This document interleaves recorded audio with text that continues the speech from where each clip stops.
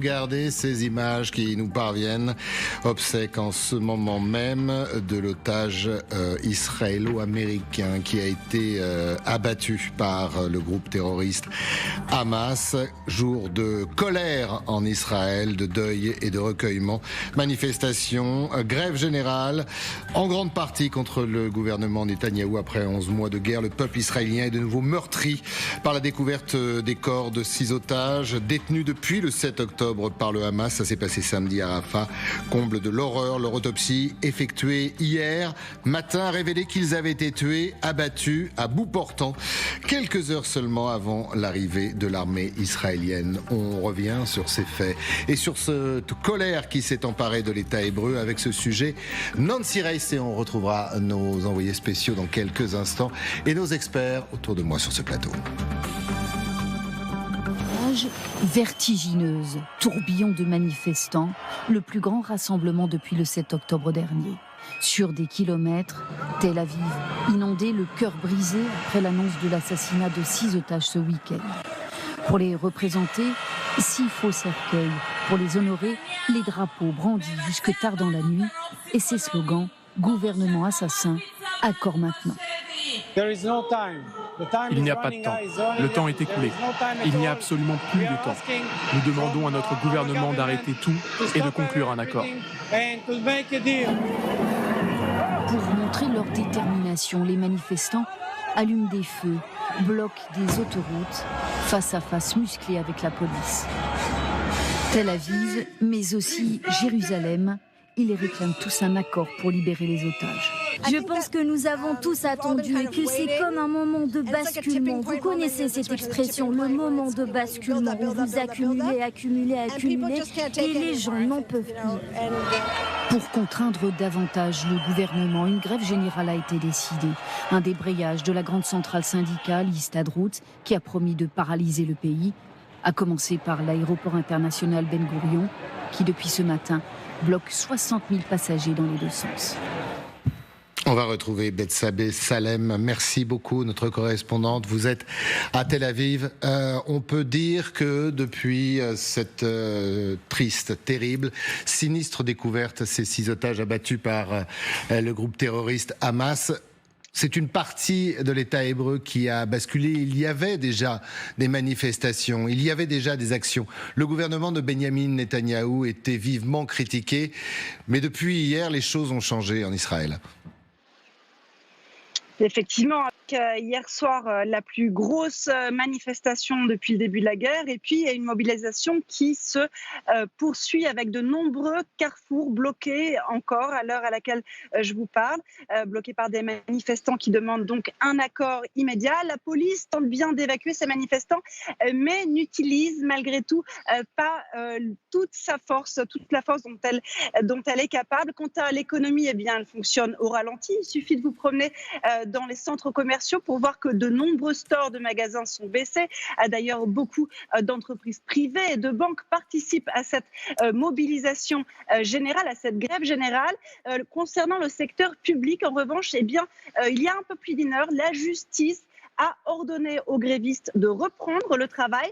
Elle considère que la grève est de nature politique et qu'il n'y a aucun lien entre les otages et l'économie. D'ailleurs, si vous parlez avec les gens ici, vous allez vous apercevoir que beaucoup d'Israéliens considèrent qu'une grève générale, ce n'est pas la bonne stratégie pour amener les otages, qu'en fait, plus le pays paraît divisé, et bien plus le Hamas peut penser qu'il est en position de supériorité. Merci beaucoup à Bethsabée Salem d'avoir été avec nous. Rina Bassis, c'est quand même assez terrible de se dire que quand le gouvernement Netanyahou est critiqué, quand parfois il perd pied, c'est le Hamas qui gagne. Rejeter ça, ce sentiment, cette idée dans la population israélienne est assez insupportable en fait. Oui, bon, ça c'est en fait l'argument justement des supporters de Netanyahou qui disent qu'il ne faut pas montrer au Hamas qu'il y a une division parmi la société israélienne, ça nous affaiblit, ça encourage Hamas de prendre des positions plus fortes, mais je crois qu'il y a beaucoup d'Israéliens qui sentent que cet argument, c'est trop tard pour le présenter sur la table, parce qu'on est dans une telle étape, on a déjà entendu il y a 2 semaines, plus ou moins, les Américains qui ont dit on va organiser les sommets de la dernière chance pour arriver à un accord. Ça n'a pas abouti à un accord. Nous savons que Joe Biden et Kamala Harris veulent également, aujourd'hui, je crois, tenter de reprendre les discussions, les négociations autour du sort des otages. Exactement. Les Américains, maintenant, on avait déjà la dernière chance qui n'a pas marché. Maintenant, il va avancer une autre proposition qu'à prendre ou à laisser. Donc, la plupart des Israéliens disent cet argument-là de dire qu'on affaiblit la société israélienne, on ne peut pas l'avancer parce qu'il faut arriver à un accord. Les gouvernements doivent entendre cette voix des Israéliens qui exigent un accord parce qu'on a vu avec les 6 otages, les corps qui étaient ramenés en Israël, que chaque jour compte et ces otages qui étaient très tristement abattus un ou 2 jours avant qu'ils étaient sauvés, s'il y avait eu un accord, peut-être leur sort sera différent. C'est assez terrible.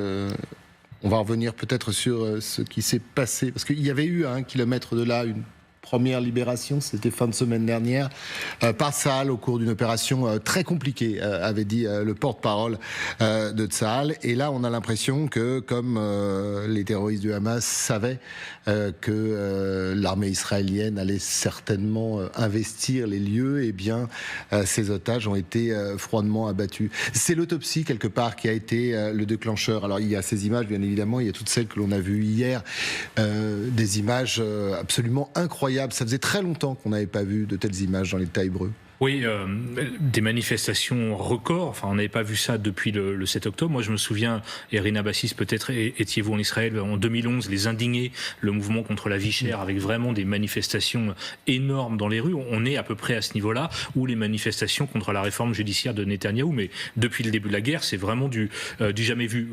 Vous parliez des autopsies. J'ai beaucoup de contacts en Israël qui me disent la révélation de ce qui s'est passé, à savoir ces 6 personnes assassinées froidement à bout portant par le Hamas. C'est le jour le plus triste en Israël depuis le 7 octobre. C'est-à-dire que c'est un choc quasiment comparable. La tristesse des Israéliens quand ils ont appris ce qui s'était passé est quasiment comparable à celle qu'ils ont ressentie le 7 octobre quand on a découvert l'ampleur des massacres. D'autant que sous votre contrôle, il y avait un certain nombre d'otages qui étaient sur la liste des libérables, potentiellement libérables, notamment cet Israélo-américain dont on voit les images des funérailles qui débutent dans quelques minutes à Jérusalem. Juste pour rebondir sur ce que disait Erina, sur le côté impératif de la négociation, il faut rappeler que l'armée israélienne, par la force, en allant chercher des otages dans Gaza, on a libéré, si je ne me trompe pas, 5 ou 6. Je crois qu'on est à 8 otages. 8 au total. Et par la négociation, souvenez-vous, en novembre, il y a eu une trêve de quelques jours, une centaine de libérations. Donc qu'est-ce que ça veut dire ? Ça veut dire que si on veut aller chercher les derniers otages encore en vie, et combien sont-ils ? C'est malheureusement... On ignore aujourd'hui le nombre d'otages. On dit qu'il reste 101 personnes à Gaza, dont 35 sont confirmées décédées. Donc vous voyez, il reste à peu près 60-70 personnes. Mais le mode d'exécution, absolument odieux, terrible, odieux, ce qui prouverait d'ailleurs, et ce n'est pas un édito de ma part, que le Hamas est bien un groupe terroriste, ce mode d'exécution rajoute quand même quelque chose à cette détention, une urgence.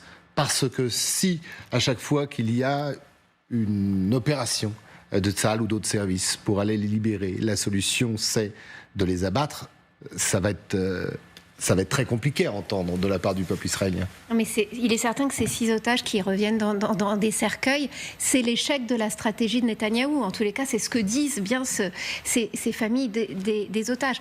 En effet, quand on regarde les chiffres, évidemment que c'est par la négociation que le gouvernement israélien a réussi à sortir un maximum d'otages depuis le 7 octobre.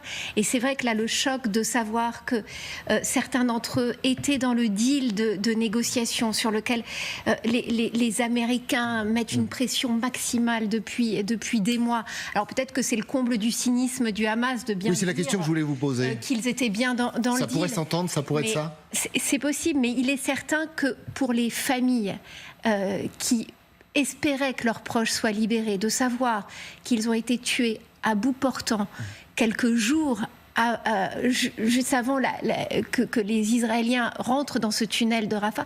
Et pour eux, c'est absolument insupportable.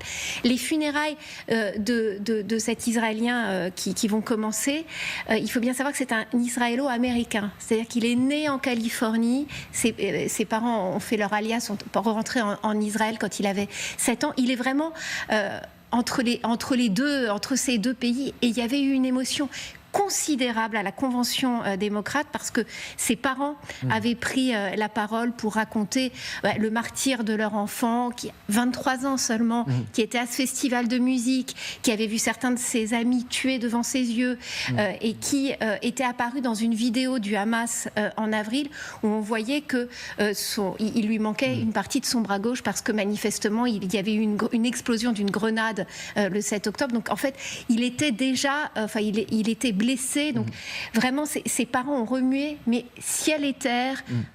Aux États-Unis, ils ont vu plusieurs fois Biden. Ils sont allés jusqu'au Qatar. Ils ont remué ciel et terre pour faire sortir leur enfant. Et donc, il y a un choc qui est considérable en Israël, où il a une grande partie de sa famille, puis aux États-Unis aussi, tellement les Américains s'étaient impliqués dans cette négociation aussi. Du coup, est-ce que ça peut faire basculer ? On a l'impression que quoi qu'il arrive, rien ne peut faire bouger Netanyahou et ses faucons. Pas même ce qui est arrivé, je crois que c'était la semaine dernière, cet otage, cet Israélien qui a assisté au massacre du 7 et qui s'est suicidé. Il avait vu ce qui s'était passé, notamment le viol d'une jeune femme, et il s'est donné la mort. On a l'impression que toutes ces horreurs, rien ne semble bouger. Est-ce que du coup les Américains parviendront à faire fléchir Netanyahou ? Bon, on voit bien que les Américains, ils ne baissent pas les bras, et ça, c'est à leur honneur, je pense. Et on a bien évoqué tout à l'heure ce sommet de la dernière chance au Caire. Et là encore, comme vous l'avez bien indiqué, le président Biden et la vice-présidente Kamala Harris, ils vont encore voir aujourd'hui leurs propres négociateurs. C'est le chef de la CIA, William Burns, leur envoyé spécial Brett McCoy. En réaction à ce drame, d'ailleurs. En réaction à ces drames, on a aussi vu le communiqué qu'ils ont sorti aujourd'hui pour expliquer cet rendez-vous. Ils ont évoqué justement Hersh Pauline Goldberg, qui est cet Israélo-Américain tué. Donc, le fait est qu'Israël a retrouvé son corps et n'a pas su le ramener vivant à Hersh Pauline Goldberg. Je crois que ça a remué beaucoup d'émotions, non seulement en Israël, mais aussi aux États-Unis. Ça ajoute justement à la pression parce que le président Biden s'est engagé personnellement à essayer à faire en fait tout son possible pour libérer les otages. Maintenant, il faut voir, on sait que les deux obstacles sur lesquels on parle depuis des semaines, les deux conditions qui étaient mises en avant par M. Netanyahou, et on voit très peu de compromis pour l'instant sur ces deux sujets. D'abord, le contrôle de cette bande de terre qui sépare l'Égypte et Gaza, et cette couloir de Philadelphie. Israël dit toujours on ne va pas sortir de cette bande complètement. On est d'accord de faire quelques compromis. Il y avait même une décision du gouvernement vendredi pour dire on reste là-bas. Donc ça, c'est un sujet extrêmement compliqué et il sera très difficile à Biden de trouver un compromis qui va convaincre Netanyahou et ses partenaires, il ne faut pas les oublier, d'extrême droite, à accepter une solution. Indéboulonnable, Grégory Phillips, Benjamin Netanyahou. On a souvent en Israël l'habitude de dire qu'il sait que s'il tombe, il ira en prison, parce qu'il ne faut pas oublier un énorme et lourd volet judiciaire à l'encontre du Premier ministre. Donc ça veut dire qu'il restera en poste jusqu'au bout.